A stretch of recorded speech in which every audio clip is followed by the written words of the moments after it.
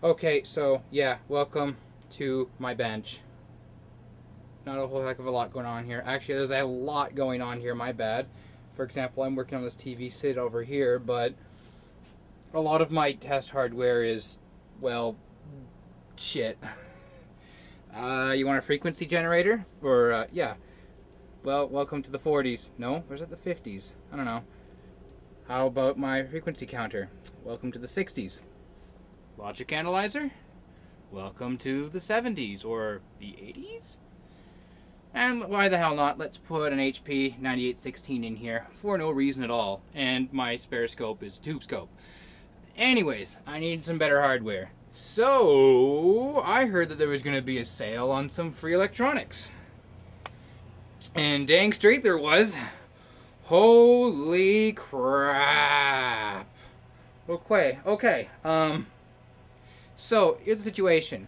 Beginning of August, a company by the name of Sphere Research out in Kelowna has basically a sale, and they fill the front yard full of junk electronics that are available for free.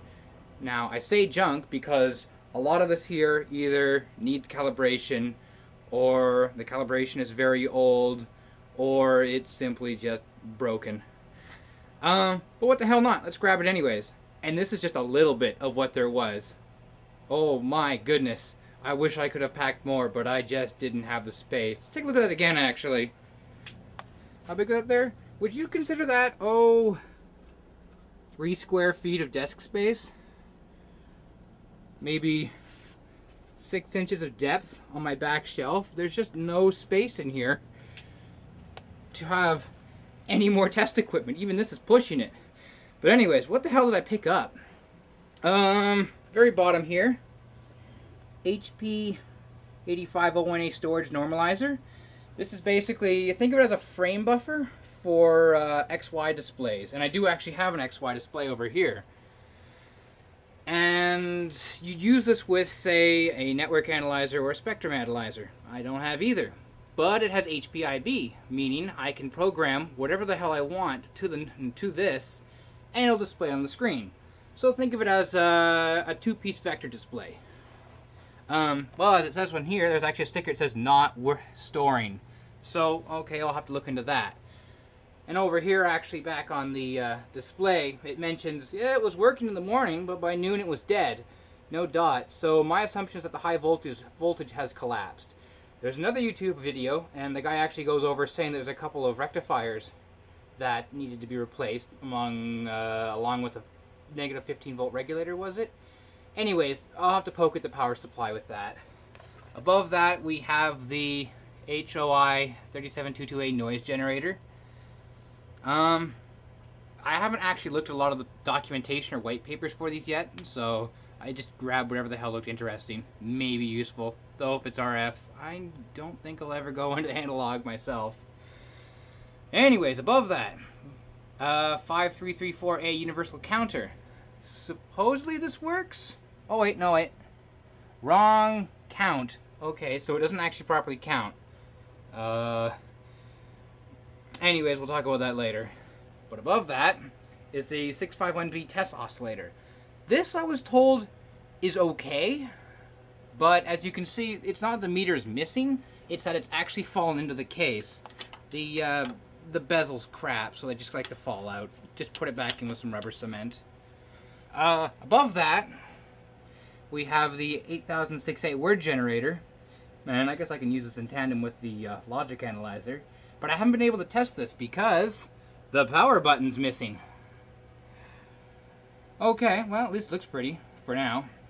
Above that, we have the 3438 digital voltmeter. It's a Nixie tube display, but I don't have a power cord for that, so I can't test that at all. And then we have the 432A power meter. Well, I did get a cable with it.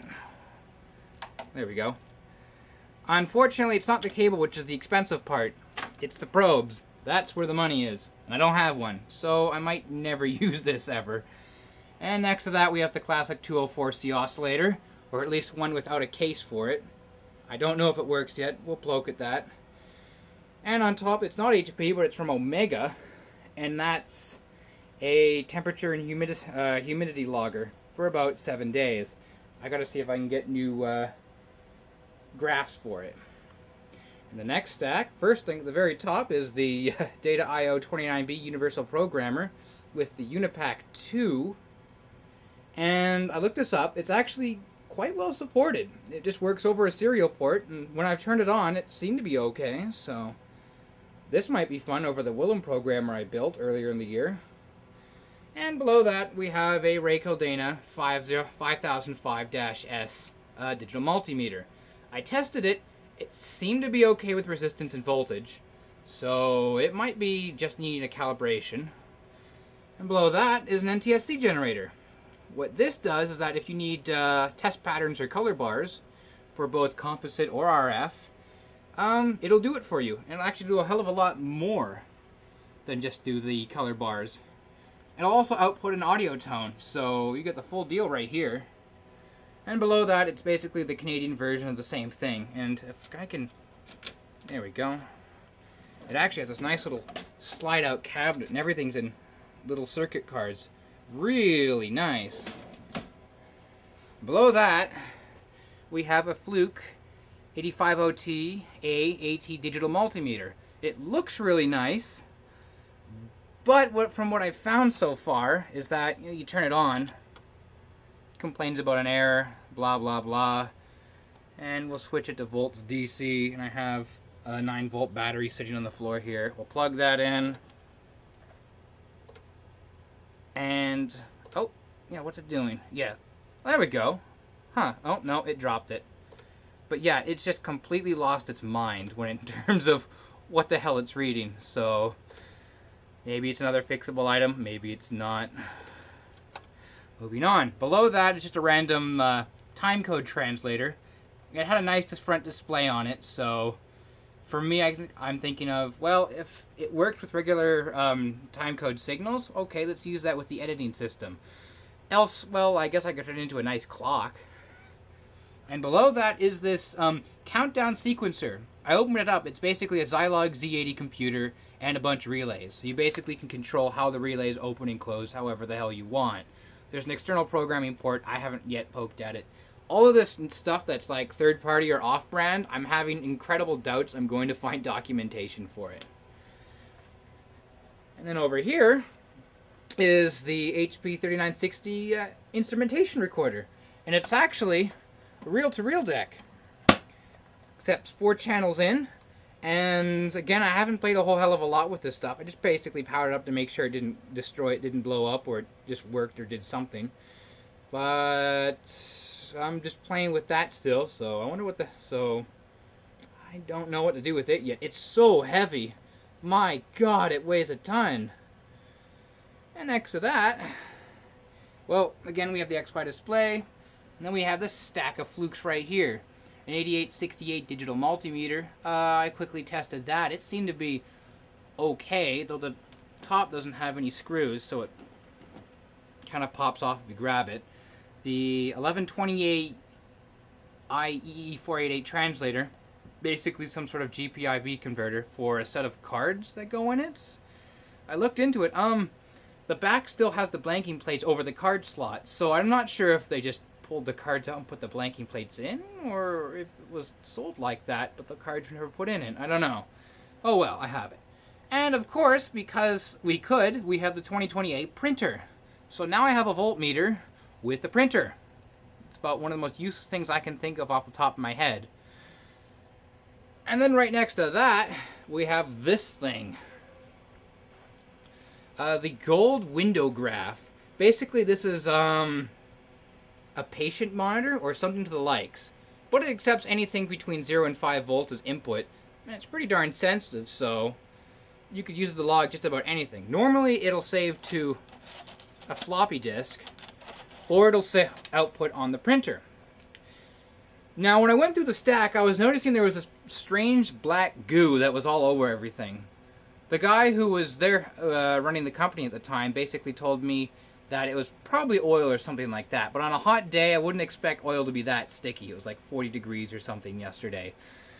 And then when I got this home, I decided to pull open the printer tray and realized it's very sticky. Very, very sticky. And it's a mess in here.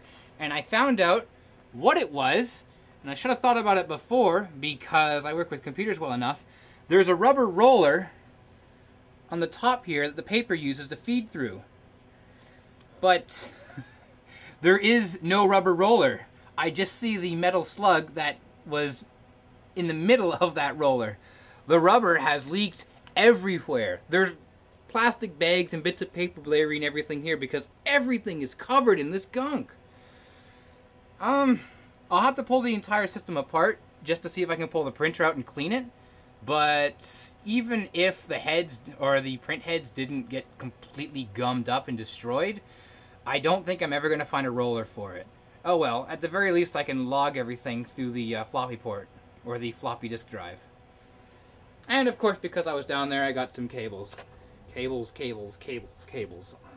galore. I have no idea what these ones are for, but they were mine for only $1. Actually, they're pretty nice DV25 ended shielded cables, so those are always handy. Anyways, yeah, that's what I did on my Monday morning. Oh, by the way, if you want to get a nice little stack of goodies like I did, maybe you should check them out as well. Sphere Research has a website, www.sphere.bc.ca. On top of other things, they have this amazing selection of NICSI tubes, diagnostic equipment, electronic components of every shape and size, and, well, maybe next year they're going to have the same pile of free stuff available. You should check them out.